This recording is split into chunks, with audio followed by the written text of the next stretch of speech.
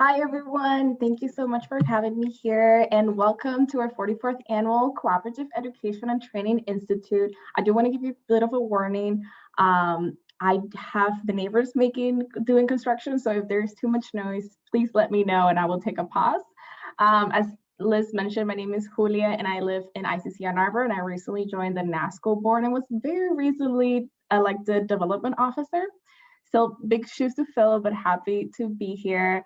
As some of you might know, Institute is usually hosted in Peoria, Ottawa, Potawatomi, and Muscatine, currently known as Ann Arbor, Michigan. And this is where I am calling from. I will drop a link in the chat. If you would like to know where you are calling from, you're welcome to learn through this website. And please, Liz introduced me, but I first want to thank every one of the staff, the NASCO staff that has made us be able to have NASCO and able to be here today. Please do some twinkle fingers on your own, some claps, some snacks, whatever work for you. Thank you so much, everyone. Liz, I'm so happy I got to see the shirt this year again, even though we're apart. And I also want to thank everyone here. Thank you for taking time out of your day. Thank you for taking time out of your weekend, for doing this work, to being here together and apart, here to learn, here to teach, here to just love and grow from one another. And thank you for wholeheartedly, my twinkle fingers to you. And if time to introduce our panelists.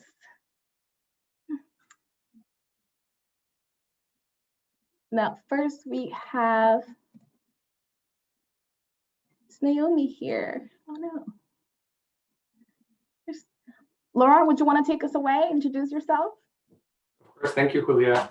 So my name is Laurent. I'm calling in from Tiohtià:ke, also known as Montreal in Quebec, Canada.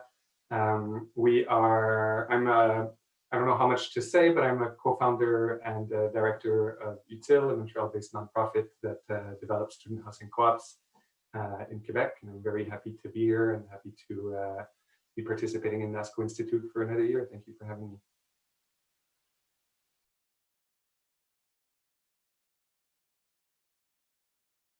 Suparna, would you mind introducing yourself next? Not at all. Hey everyone, my name is Suparna. My pronouns are she and they. I am the choreographer for Collective Change at CoFED, also known as director. And I am currently in unceded Kumeyaay territory, also known as San Diego in California. And at CoFED, we're building a future where young cooperators who identify as queer, trans, Black, Indigenous people of color are building solidarity together and also supporting their emerging leadership in food and land justice-based co-ops. Beautiful. And Megan? Hi, everyone. So my name's Megan. My pronouns are she, her, hers. I'm also calling in from Tiohtià:ke, also known as Montreal, which is unceded Kanien'kehá:ka or Mohawk territories. And I'm here on behalf of the Woodnote Cooperative, a newly established cooperative developed by UTILE, but also in my capacity as an advocate for the Concordia Student Union in their Housing and Job Resource Center.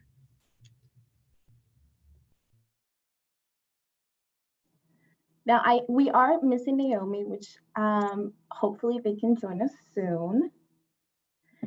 My first question was going to be aimed to Naomi, but hopefully all of you can answer this as well. And I feel like this year, 2020, has us really kind of looking in introspection, and it's good to start in the basics. What is a co-op? Why co-ops? Why do we cooperate? What are we here for? Does anyone want to answer? I'd be happy to jump in.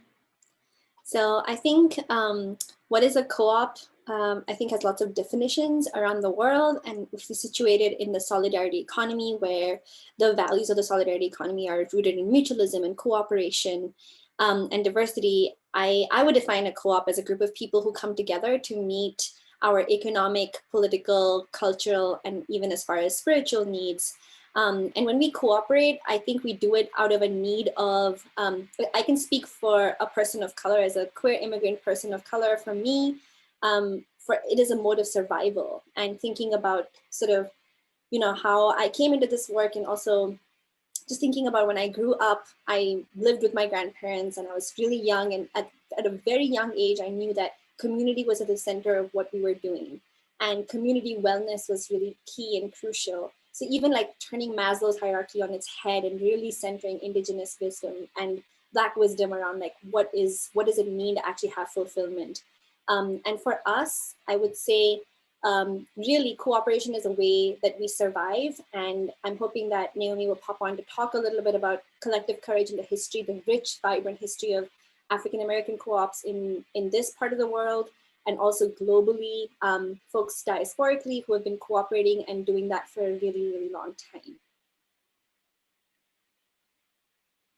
Thank you, Suparna. And now that we kind of know what is a co-op, I would like to ask each one of you, what brought you to this work? Why are you here? You have been doing amazing work. We do want to learn everything here, but what was the thing that decided, we heard from you, Suparna, but what was that moment? Why co-ops, and how did you get into this work, and how are you where you are now?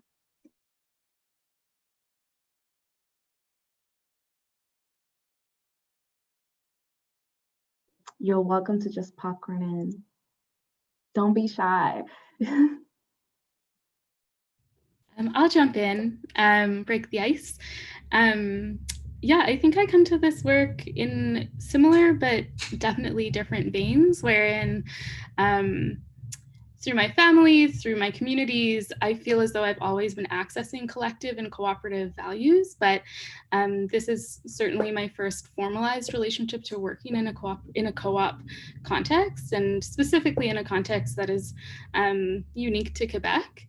But in terms of how I have come to this work from a value-based perspective, my background foremost is in racial justice. That's positioned through my experience as a first-generation uninvited settler on Indigenous territories with a migrant background, and through very ad hoc but also organized efforts towards racial justice, youth support, and art. And my background is in anti-violence work. My background is in individualized support and also student organizing. And so in terms of my relationship to the Woodnote specifically, it's made possible through the partnerships that have been facilitated as an integral value and approach to the project, which I'm excited to hear Laurent talk about more. But I think that the way that I come specifically to my role in supporting the Woodnote is through that commitment to partnership and that commitment to investing in diverse relationships to enact the futures that we want to envision. And I never necessarily thought that I'd be able to come to this work in a formalized way because of the specificities of my experiences and my background. But if anything, I feel like I have a really exciting toolbox to come to this work. I'll take that ball, Megan, you so kindly threw. And I want to say I stumbled upon co-ops myself. I don't think I was, I expected to, I could have imagined 10 years ago that that's where I would be working today. I also have a background in activism and organizing on multiple causes here in Montreal, but notably student organizing against tuition hikes, also environmental justice, police brutality, but I always had in my personal values community and co-living and democracy, obviously, but I never thought, I didn't expect to be able to bridge those, and actually cooperation is what allowed me to bridge that gap and actually build on that activism in a way that builds spaces to live and spaces for community. And but what sparked me in my personal path was that I was an urban planning student, and as I was a student organizer, and we became very concerned about gentrification, and there was this ongoing permanent discussion about, are students victims or perpetrators of gentrification, and can we find solutions to this? And with a bunch of other students, both in urban planning and other fields, and student activists, we ended up founding UTILE as a nonprofit dedicated to developing student communities and nonprofit spaces and trying to push back against speculation and gentrification. But it was really a chance, a pure chance.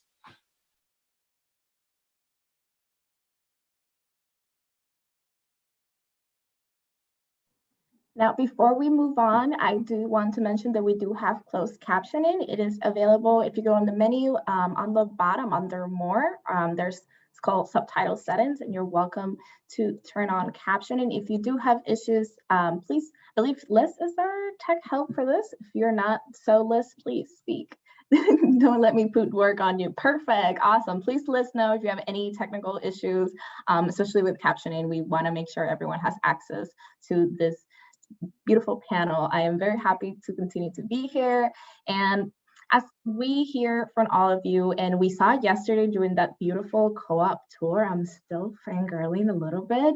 Cooperation can mean a lot of different things, and cooperatives look different depending on what their community and what need they're trying to meet.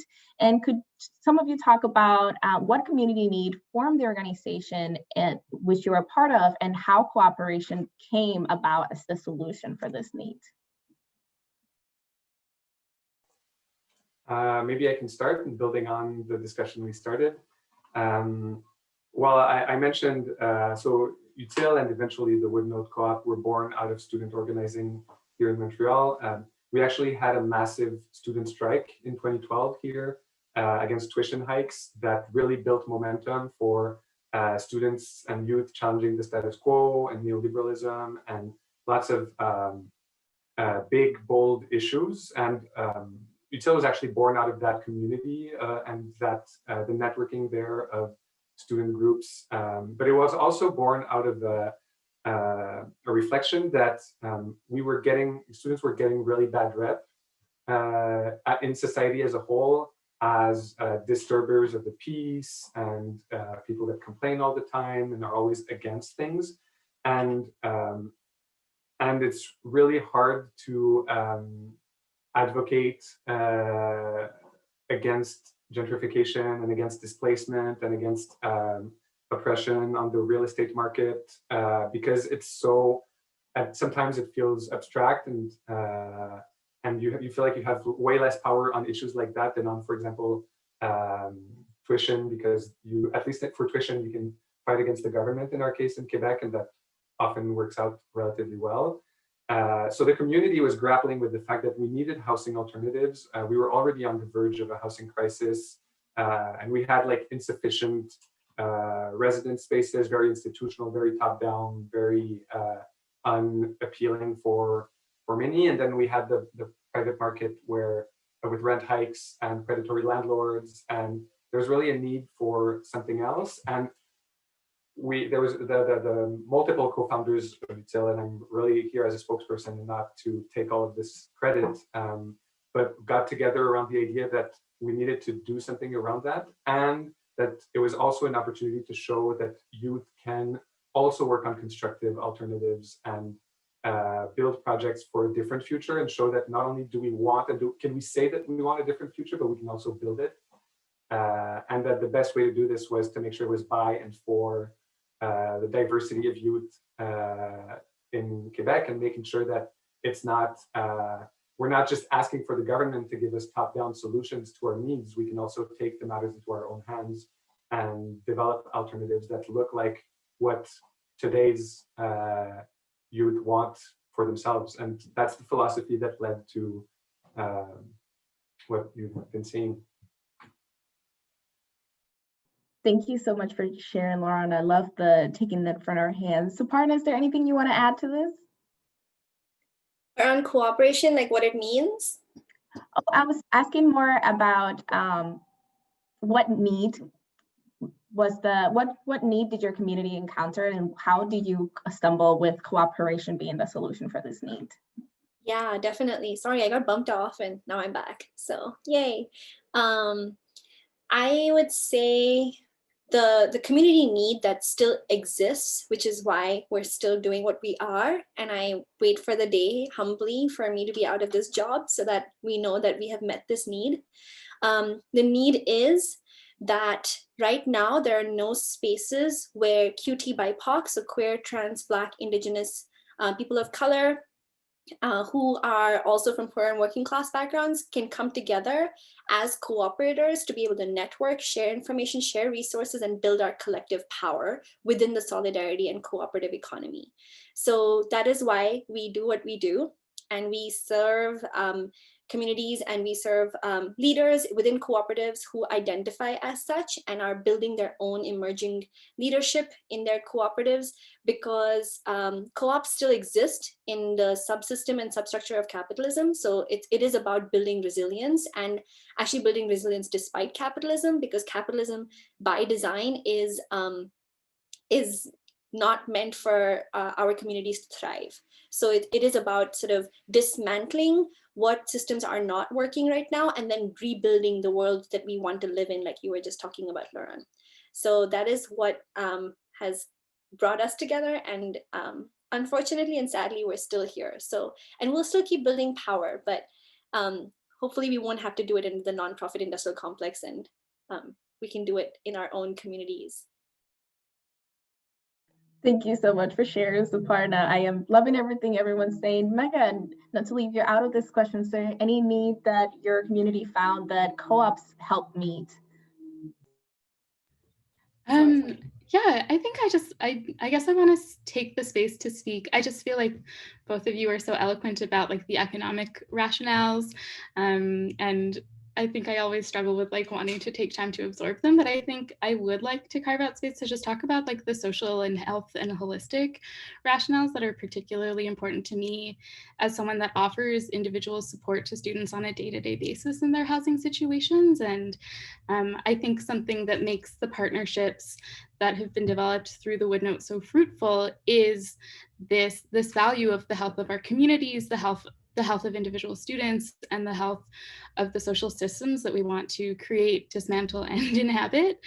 And you know, from the perspective of a service worker, just the ways in which not only the nonprofit industrial complex, but the educational industrial complex also really decenters housing needs and community needs as an essential need. And you know, there's so much work being done to fight isolation for students, to fight poverty for students, and you know, we continue to see a further and further entrenchment of students being isolated from their communities, and especially in the Canadian context, where specifically international students continue to be exploited as a financial resource and are charged, you know, 4 to 5 times as much as domestic students. Those inequalities just become further entrenched at the university level. So from my perspective as someone that has worked within the student union and student organizing context, there's so much opportunity to leverage our relationship with the educational institution to really mobilize for health and mobilize for wellness, and to kind of infiltrate the systems that Laurent is talking about, which is really empowering for me as a service worker to both be attending to the immediate realities that, you know, we still continue to see students every day that are being evicted, but then also to be able to offer alternatives. Thank you everyone for sharing. Naomi, do we have you here? Are you able to introduce yourself right now, or should I get back to you after a couple more questions?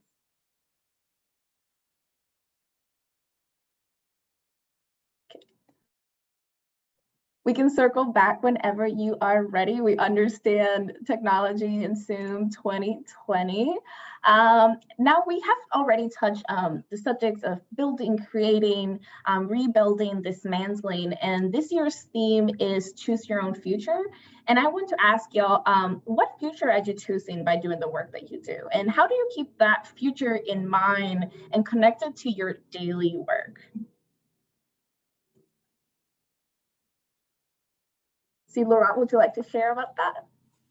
Sure, I'll be happy to start. I think we're trying to build a different future at many different levels. There's two that come to mind, and I think I'd start by speaking to the level that Megan was talking about community and well-being. And I think one thing we're trying to fight through cooperation is the disempowerment of, like you mentioned, Megan, of youth, but also a general, I think we're living in a disempowering time, very individualizing. And I think we're trying to build a counter power to that. And so I think we can, of course, it's about empowerment, but it's also about anti-disempowerment and trying to push back against that disenfranchising of movements and of communities. So I think it's about, in a way, giving people back power over their lives as much as possible, or to be even more precise, taking back that power ourselves as much as we can, and trying to build a future where sharing, communalizing, and collective action are valued. They're more natural. They're, as I would dream of a world where that's the basis of our society and not greed and profit. I think that deserves to be said. But also, like, I think there's an even bigger scope also. So the second level for me is really trying to go beyond our individual communities and trying to build a movement that will not only change lives for us and the people around us, but also for future generations of students, for as many other communities as possible, especially since, for example, I think it's worth remembering that even in the general population, students often, especially university students, often tend to be on the more privileged side rather than the most disenfranchised. So it's important to expand that solidarity beyond just student communities as well. And I think the future I'm working for from all of that perspective is really trying to free our cities and living spaces from gentrification, speculation, in this field of housing, really about real estate capitalism. But this can be even framed as an even bigger struggle against profit and greed, like I was saying. And at the same time, this is also about freeing ourselves from all systems of oppression and exclusion, because housing is a very material vision of that. And I think that's why it's such an interesting field for power building and empowerment. But we also have to keep in mind that it goes way beyond housing, which is why work like what you're doing at CoFED is super interesting, because you have to connect with other issues. And yeah, I lost, I don't know where I'm going with this, but really I think we're trying to build a future that's radically different from ours today. And cooperatives are prefigurative in that idea, but they can also be a movement. We have to be both the prefiguration and the political movement, I think. Thank you so much for sharing, Laurent. Megan, I know you and Laurent's work has overlapped through UTILE. Is there anything else you would like to share about what is the future that you're choosing and how do you keep that future in your daily work? Maybe this is my opportunity to continue to speak more personally, which, I'm just gonna inhabit that. But I guess I want to recall a conversation that we had when we first touched base about these questions, was how fraught this idea of futurity can be, and how we can think through like more elastic negotiations of time and responsibility. And for me, a huge part of being future forward or future centric, oh, my dog.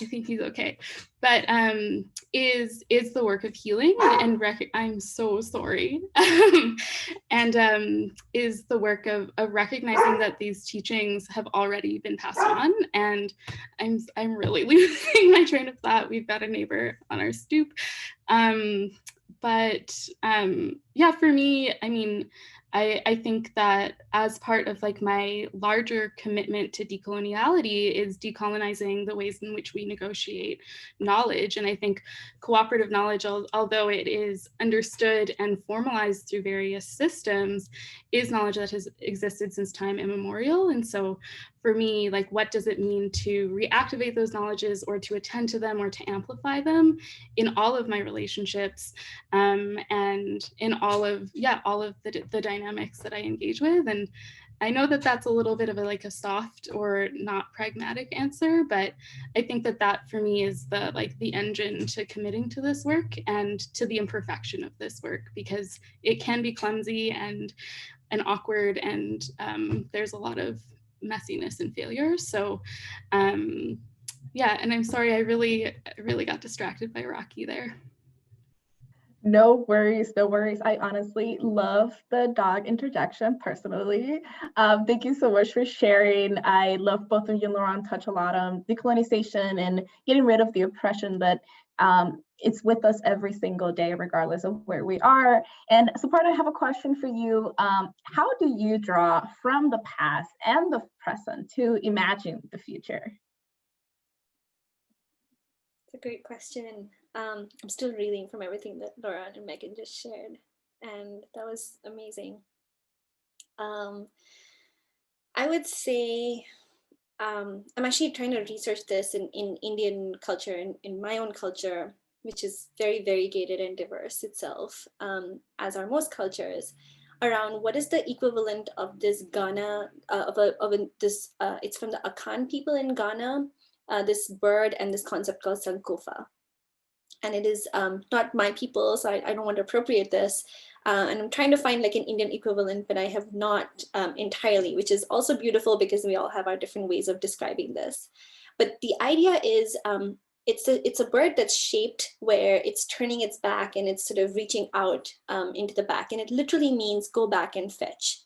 And so this idea of, you know, when we think about the future and Megan, what you talked about, the elasticity of it, right? Like really imagining and manifesting then that kind, regenerative, just future.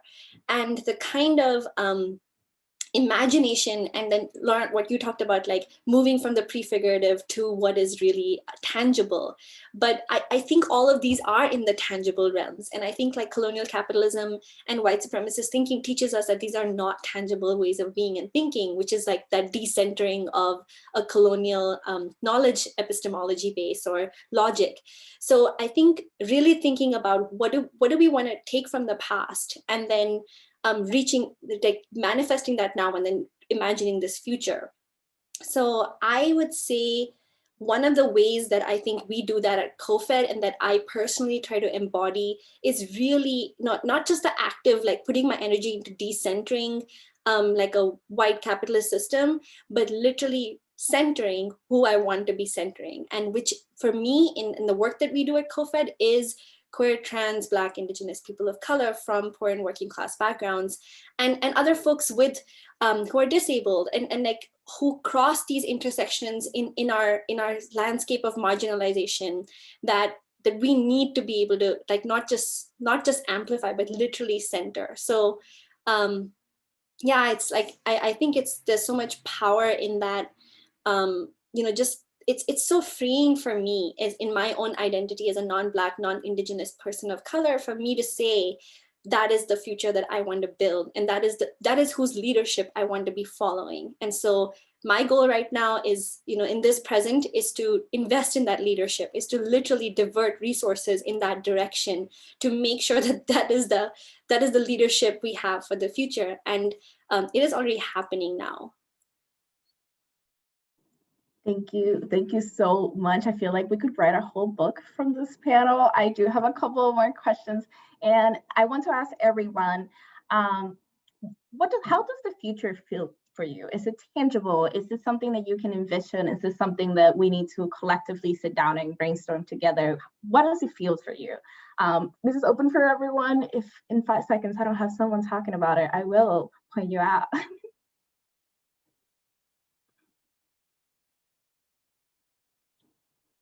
Okay.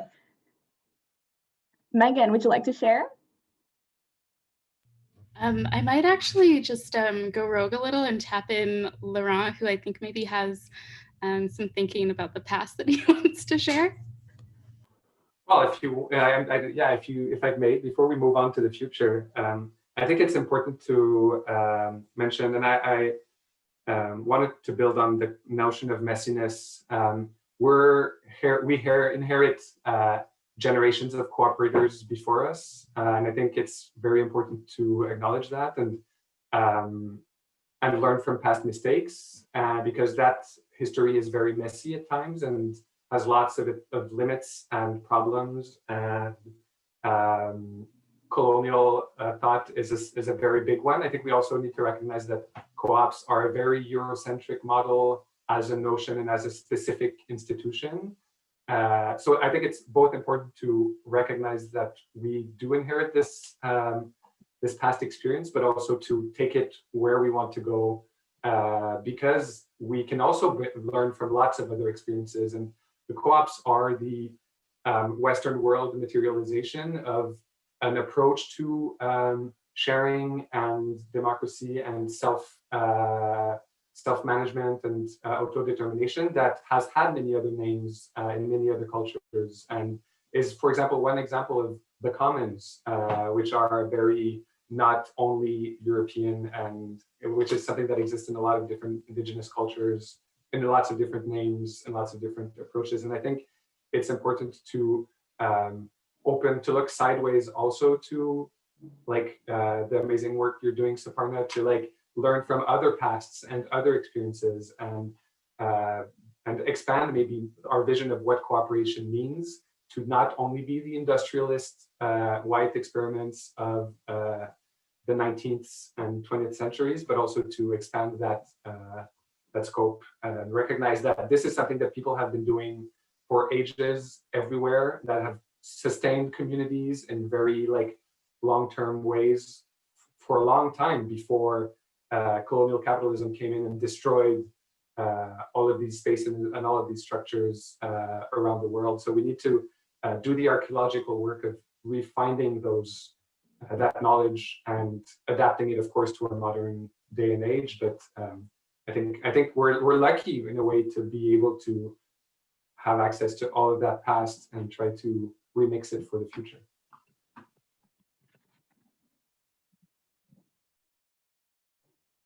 Thank you, Laurent. Definitely, there's a lot of food for thought. I love how all the engagement in the chat box as well. I can't read and talk at the same time, so I will probably, after recess is over, still sit here and read these personally.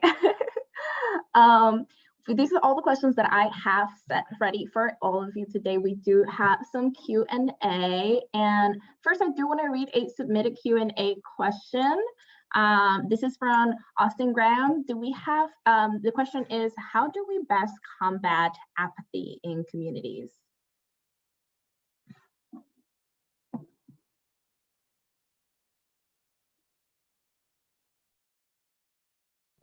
You can just popcorn in.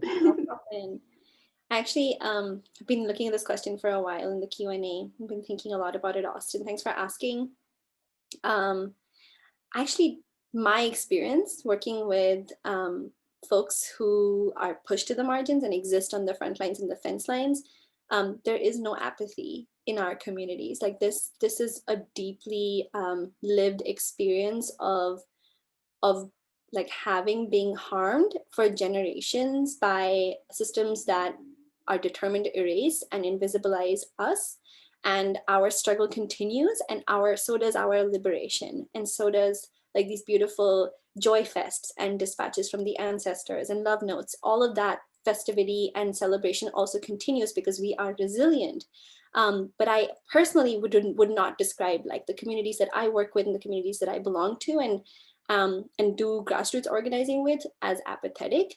I think that especially with youth get a bad rep for being apathetic sometimes. And I'm also a student myself. I'm a doctoral student, but having gone through a colonial education system, both in India and now in the United States, I feel it very deep in my bones that apathy is actually is also just a mirage of what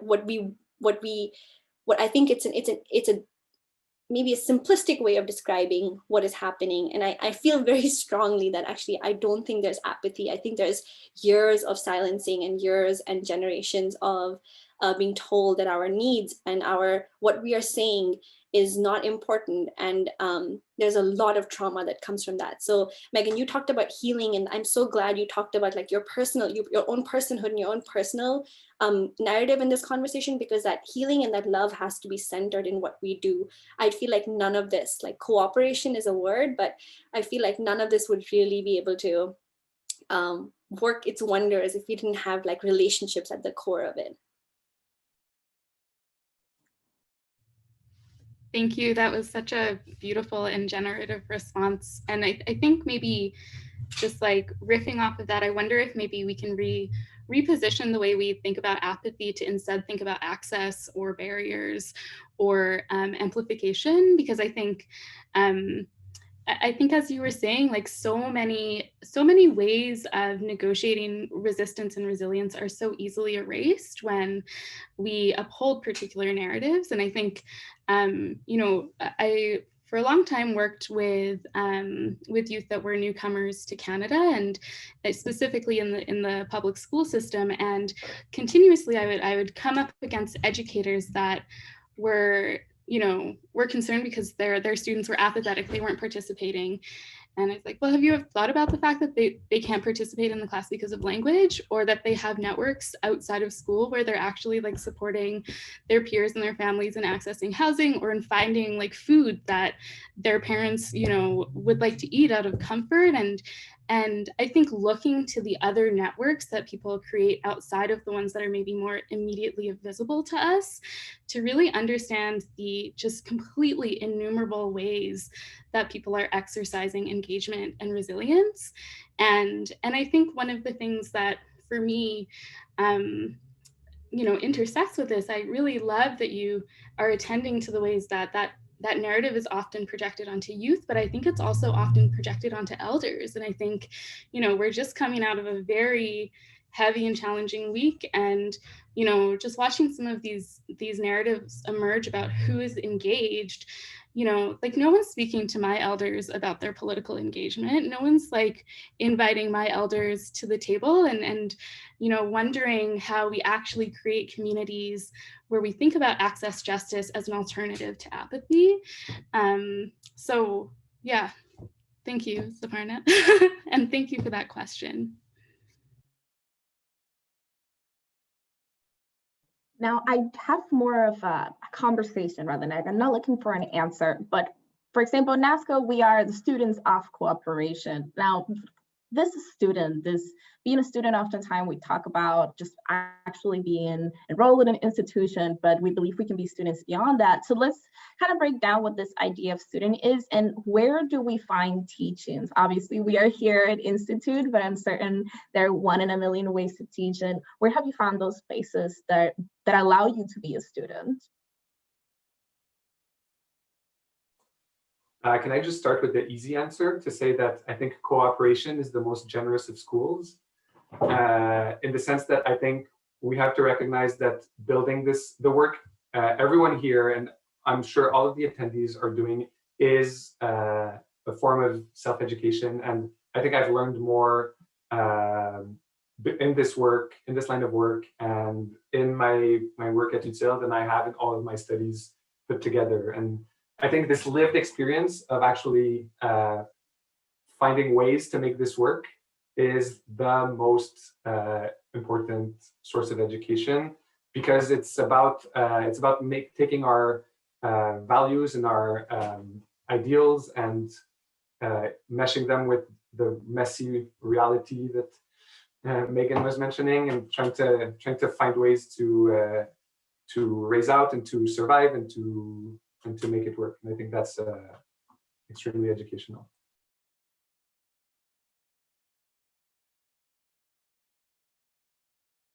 Anyone else have anything else to add? But where and when are we students?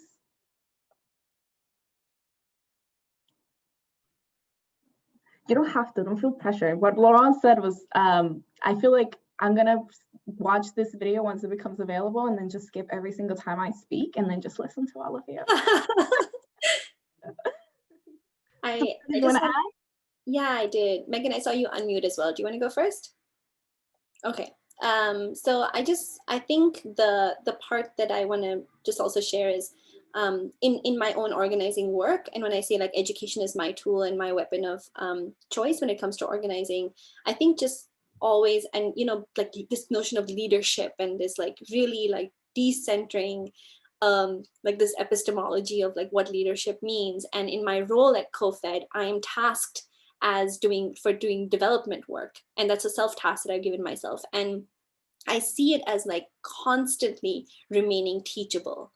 And so being this sort of student and really thinking about like what is the future we want to build, but always like thinking about from the perspective like what do I need to learn, what do I need to unlearn. So I think the spaces where I'm a student is literally I have been trying to find a mentor who's under 30 to mentor me, because like I feel like so often and not just teach me like how to use Instagram and TikTok, because I don't know how to do it, but I literally feel like there's so much wisdom, just as we at least in my culture, we afford so much wisdom and so much regard to our elders, rightfully so. I feel like similarly, just in our children and thinking about them as future ancestors and what sort of legacy we want to leave behind. So I'm guided by like remaining teachable and like what else do I not know?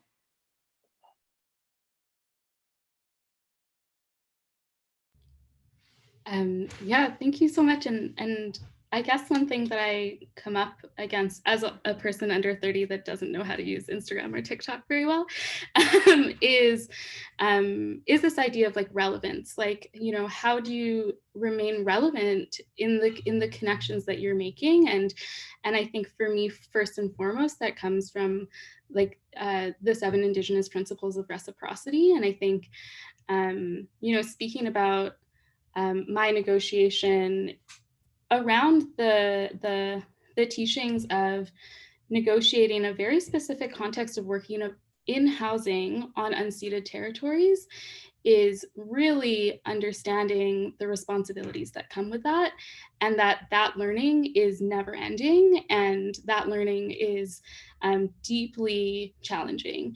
And I only moved to these territories 2 years ago, and it was like a whole different set of skills in a way that was really important, because the relationships that I had in community when I was living on the West Coast in the Kwanghan territories absolutely fed all of the work that I was doing and were so intrinsic to how I moved through space, how I created relationships. And really just, it was so integral to any negotiation that I was engaged with through movement building, through organizing, that doing that work all over again really reminded me of how generous people have been with me for so long, and then B, how never ending this learning is, and how, again, imperfect that learning is. And I think one of the things that I personally struggle with is this negotiation of like when do you take up that space and when do you step back? And I think that's forever this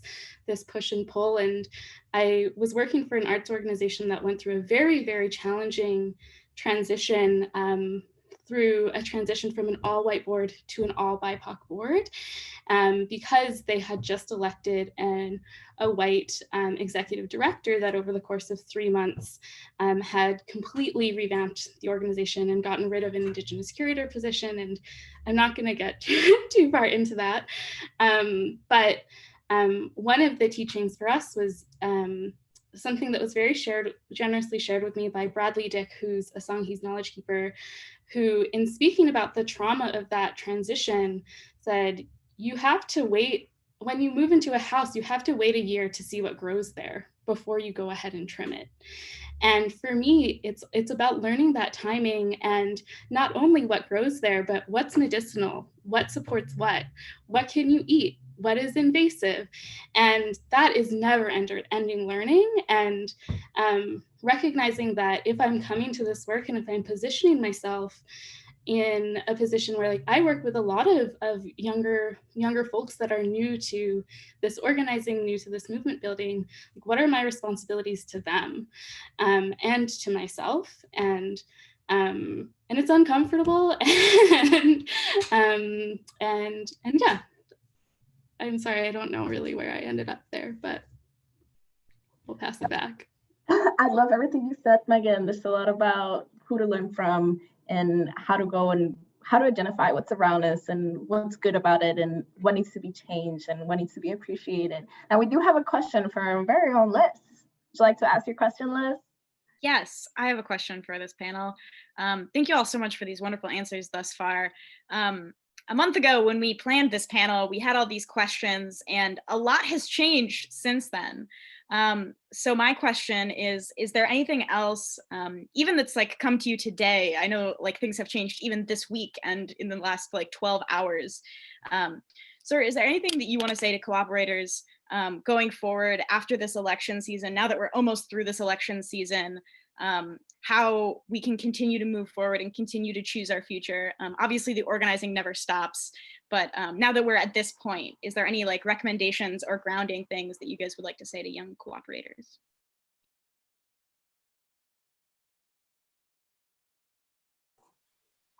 I can jump in. Obviously, as a Canadian, we are not as involved in, although we have been obviously following your politics and your future because it was deeply concerning. I just want to take this time maybe to remind everyone that the future is remains to be written. And right now, lots of people I'm sure are not like excited about the outcome in the sense that it's not like the US of A are on the path to socialism or radical change. But I think there's one thing that this should remind us is that the future is hazy.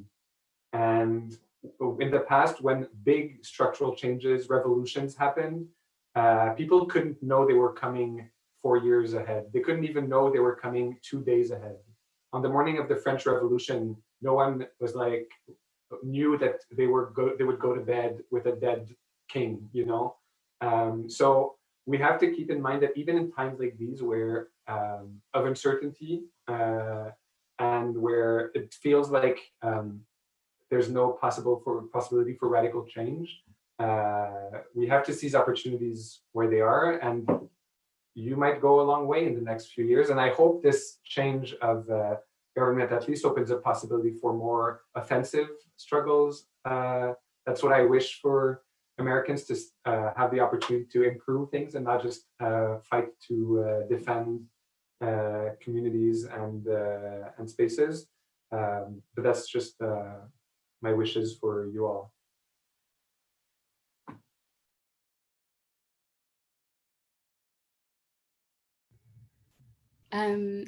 I did, before folks arrived, just acknowledge like the tension that I'm holding in my body about the course of this week. And although I don't live in the States, a lot of my family does. So I don't think I'm even going to dip into that pool. But I think what I do want to acknowledge is that the innumerable other realities that are affecting our feelings of safety, our feelings of community, and our feelings of access. And I think I would be personally amiss to not name the fact that we are in the throes of a global pandemic and the impact on how we understand communities in this moment. And, you know, not to be kind of Pollyanna about it or to romanticize it, but if anything, I've just been so amazed and moved by the ways in which I've witnessed spontaneous community respond to this pandemic. And I think, you know, in terms of future-driven thinking, I don't want to kind of, again, romanticize optimism, but it forever reminds me that we can never grasp how many tools folks have available to imagine alternatives. And, you know, Laurent and I talked quite a bit when, like Montreal specifically has had a really, really, I don't know how to put this, hasn't necessarily had the best numbers in Canada. And at the beginning, as a housing office, we were so concerned about how to support people and how, you know, how we needed to organize at the university level to do that support. But then all of these mutual aid networks were spontaneously creating themselves, and people were negotiating support for themselves that was facilitated in ways that could never involve the institution and would be threatened by institutional involvement. And, you know, I just continue to be reminded of the resiliency of our communities to be adaptable and to be generative, and to kind of decenter myself in that movement building as a tool of optimism. Just to kind of name that, even though I personally am carrying the heaviness of a very like enduring period of tension, and I think for many communities that tension, you know, has such a long and traumatic scope, I think we can always look to the ways that people survive and create networks of thrivance and resilience. And yeah, I guess just to offer that hopefulness.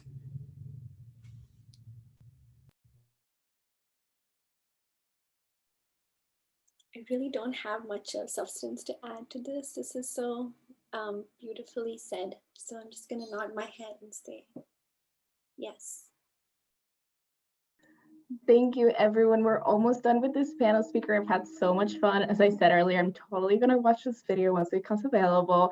I do want to bring up that Naomi Alexis, who was supposed to join us today in the panel, was not able to join us due to technical issues. And I just want to give a brief bio to not forget their work as well.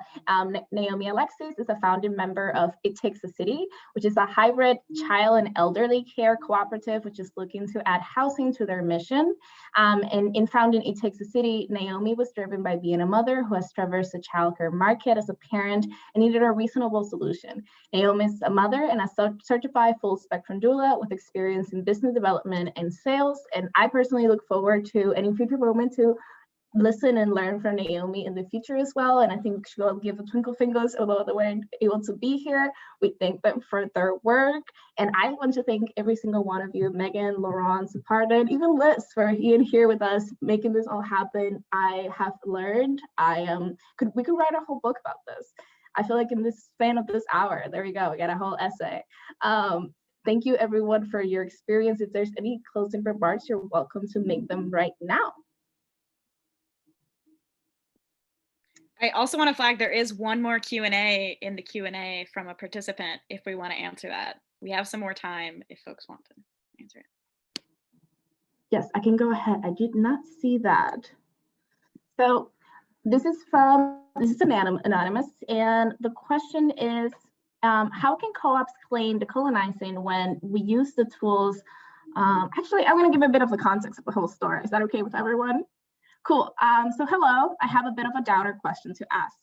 I live in a BIPOC house, and there is a theme of disillusionment that continues to come up that I am curious to hear you all address. Housing cooperatives charge rents and expect us to follow difficult to understand contracts and policy, have fines, and generally put those with more access to money at a place of higher positionality, even amongst cutie BIPOC. How can co-ops claim decolonizing when we use those tools? And what are different ways we can navigate those tools or use different tools? How can we center cutie BIPOC, I always get around when it's all together, while charging member dues? You're welcome to just popcorn your answer in and take your time also to think.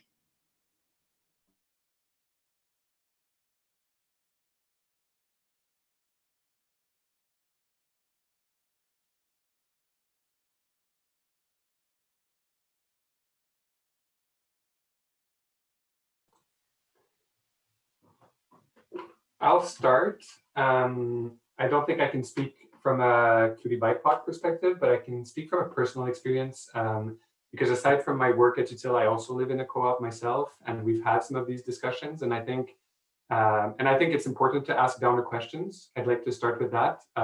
That's part of the important work of making sure our communities are actually serving their members. And we've had similar difficult discussions in my community about justice and equity. And once those discussions started, they led to structural change. And I think one thing to keep in mind about co-ops, especially if the discussion and the ability to manage conflict is healthy, is they can change. And all of those contracts, all of those policies, all of those practices, they have to adapt to center the needs of especially the most marginalized members of the community. And in our case, what that led to was different financial contribution levels according to people's incomes and according to their living situations and contexts. And I think that was a big improvement in our community in building equity and building justice. That was the answer we found based on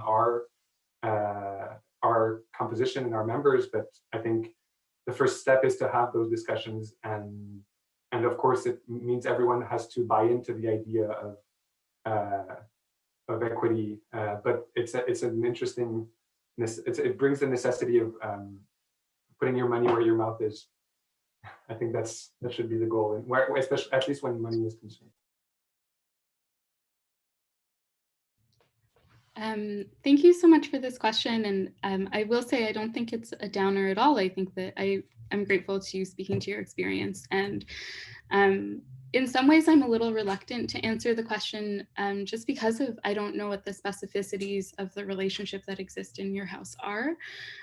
But that being said, I'm definitely invested in speaking to how I've navigated this more generally. And I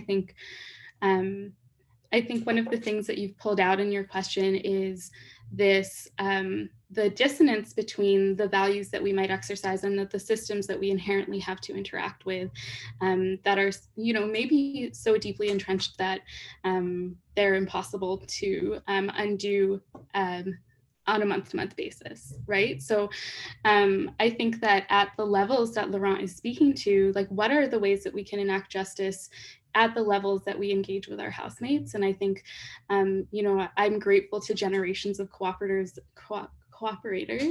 and also generations of non-cooperators who have provided models for this, whether it's sliding scale or other ways of redistributing labor, or allowing your house to live intergenerationally, or having mentors, or inviting elders, or really thinking through the politics of how you want to share space. And then there's the systemic level. And I think when you're getting to that stage, I think it really begs the question of, like, why are we engaging in the system that we are? And that can be a really difficult question to ask when you've inherited a culture or when you've inherited a system. And if your cooperative is not working for you, if you have contracts that aren't accessible to your members, change those contracts. Like, if you have systems that, if you have policies that are doing violence to your members, change those policies. And I think that really is intrinsic to the co-op model, is that you are the ones that are empowered to do that work, and you are the ones that work exists for. And I think that when you live in an entrenched system or an entrenched model, it can be difficult to kind of center your needs in those ways. But that's why I'm forever grateful to the cooperative model to continue to offer that methodology of empowerment. And also, like, if that is not an option available to you, to build coalitions that maybe imagine alternatives. And I don't want to romanticize that again, because, I live in a city with a housing crisis. I left in a city with a housing crisis. And I know that those barriers exist, but I also know that this is long-term work, and that you have other folks that are in the movement with you. And so, yeah, I don't want to, like, again, overly optimize my answer or, not be pragmatic, but I just really do hope that that there's maybe solidarity in your house to think through the things that aren't working and to name them. And I think that accountability comes first. So if they're not working with you, then thinking about holding a space where you can address that. Yeah, I'm just going to piggyback on that thread, also watching the time and being aware of that. Just to add that, hit us up at CoFED. That's what we do. We support QT BIPOC-led co-ops that are food and land justice-based co-ops, so housing co-ops come under that. And we work with co-ops that are fully QT BIPOC-led or BIPOC-led on student campuses. So, like, just there's lots of spaces that we do that, and we'd be happy to brainstorm and heartstorm some tools and ways to think about that, and also to plug you into a community that's already connected. It's a national network it's right now binational, Canada and the United States, of QT BIPOC-led co-ops and cooperators in the food and land justice systems. It's called Mycelium, and happy to give you more info. Check us out on our website and get in touch. Yes. Can I offer just one really quick thought? I'm sorry to take up so much space. I do also want to just, and maybe this is like opening a bit of a can of worms, but I also I think it's really beautiful that you have a BIPOC house, and I would really invite you to think about the space between your experiences. And I think for me, this is like a lifelong journey of negotiating my positionality as a white passing first generation mixed uninvited guest, that my relationship to this organizing is going to look different than my housemate. And so just to say to find spaces where that connection is empowering, but also find spaces where that can maybe mobilize you in specific and unique ways. And for me personally, it's understanding my relationship to the politics of land back and how I negotiate that and how I occupy space and live on unceded territories. So I know that can be difficult when you're in a mobilizing community that comes through a BIPOC solidarity movement. But I do think that for us to continue to mobilize, we also need to acknowledge the space between our experiences and also exercise that space and develop muscles around that. Thank you, everyone, for answering. These give tangible measures of what to do in a similar circumstance of cooperative only as cooperative as we're making to be. And I want to thank you, all three of you, for being here today. Megan, Laurent, and Suparna, I have learned tremendously. Please do not go away. We do have some things to share. I'm sharing our campaign for our end of the year fundraising. We are taking testimonials from co-opers. So please fill out yours. We want to know what makes you be in this movement, why now, why is this important, and why are we creating this movement, and why are we creating these organizations? We would love to know. And even if we're at a time, especially in this year, in which you can only find loss and you can only find despair, please tell us too. We want to know. Maybe the co-ops have been there when you have felt despair. Maybe you do feel despair even without your organization. We want to know. And we do have Bronwyn and Liz with some more announcements. Hi, yes, I have some more announcements for you. I want to remind everyone to, if you're a NASCO member, please attend the AGM on Sunday. And if you're part of a NASCO membership, make sure they send someone to debrief you about the meeting. Cooperation is a big project and it takes a lot of meetings, so we would love to see you there. You can RSVP in the link in the chat that I am about to drop. And I also wanted to remind everyone to fill out your evaluations for all the workshops you attend, because everyone you fill out is a raffle ticket to get wonderful co-op prizes: cheese for your co-op, coffee for your co-op, books for yourself or your co-op, lots of cool prizes, and the feedback always helps the presenters. So I just wanted to plug AGM tomorrow and fill out all of your evaluations and the survey that Julia mentioned. You have me at cheese. It's like a lot of cheese. It's like $75 worth of cheese. You get a gift card. You can pick out the cheeses, fill out the evaluations. Any other announcements?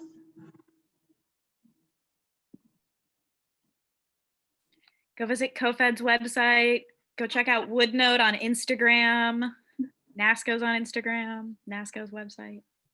Join us on Slack. Okay, then thank you, everyone, and I hope to see you in upcoming sessions and conferences. And thank you so much for being here, and hope to keep working with everyone. Have a good rest of your day. Bye. Thank you all. Thank Bye, you. everyone. Thank you.